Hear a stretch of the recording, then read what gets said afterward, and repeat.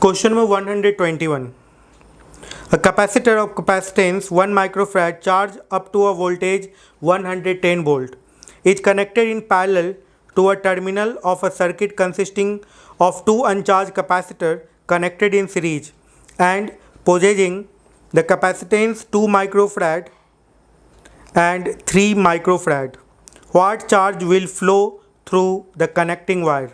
देखिए इस क्वेश्चन को कैसे बनाया जाए। 1 माइक्रोफैराड कैपेसिटर को 110 वोल्ट से चार्ज किया गया, तो उस पर चार्ज हो के आ कितना जाएगा, Q equal to C B होता है, तो 110 माइक्रो कूलम चार्ज आ जाएगा। फिर उसको कनेक्ट कर दिया गया एक सर्किट, एक ब्रांच से जिसमें दो कैपेसिटर सीरीज में जुड़े हुए थे, 2 माइक्रोफैराड का और 3 माइक्रोफैराड का। और जब इसको कनेक्ट किया गया है तो कहा जा रहा है कि कितना चार्ज फ्लो करेगा। ठीक है, यही क्वेश्चन में कहा जा रहा है। ठीक है, तो कैलकुलेट कर लेते हैं। तो 2 माइक्रोफैराड और 3 माइक्रोफैराड का, 2 माइक्रोफैराड और 3 माइक्रोफैराड का दो कैपेसिटर था जो कि सीरीज में कनेक्टेड था, और उससे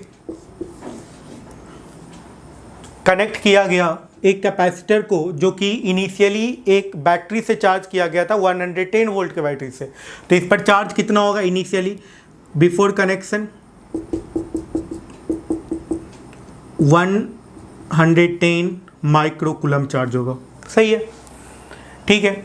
अब ये जो कॉम्बिनेशन है इसको दो कैपेसिटर में क्यों लिखें, एक कैपेसिटर में लिख देते हैं। तो इक्विवेलेंट इसका कैपेसिटी कितना हो जाएगा, 2 × 3/2 + 3 6/5 microfarad, this is the capacity. ठीक है, तो एक कैपेसिटर बना देते हैं। तो ये हो गया एक कैपेसिटर, ये हो गया दूसरा कैपेसिटर, कनेक्ट कर दिया गया है। ठीक है, अब जब चूंकि ये दोनों कनेक्ट हो गया है तो दोनों के बाद पोटेंशियल डिफरेंस सेम होना चाहिए। तो जो 6/5 के अबाउट होगा वही 1 माइक्रोफैराड के अबाउट होगा पोटेंशियल डिफरेंस। ठीक है, तो इस पे चार्ज मान लेते हैं Q1, इस पे चार्ज मान लेते हैं Q2। ठीक है, तो Q1/C1 इक्वल टू क्या हो जाएगा, Q2/C2। ओके, तो Q1/C1, तो Q1/C1 का वैल्यू कितने के बराबर था, 6/5, तो 6/5 and that is equals to Q2/C2। Q2/C2, C2 कितने का था, 1 माइक्रोफैराड का।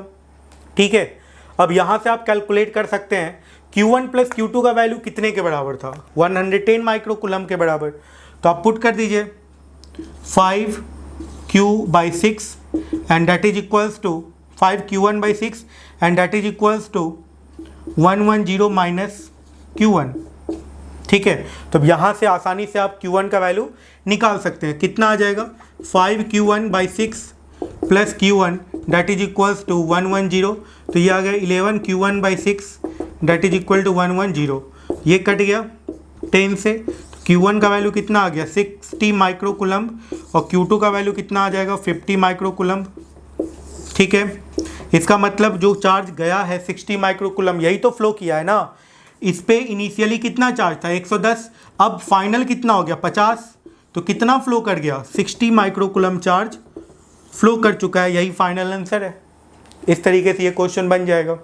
ठीक है, तो ये था क्वेश्चन नंबर 121।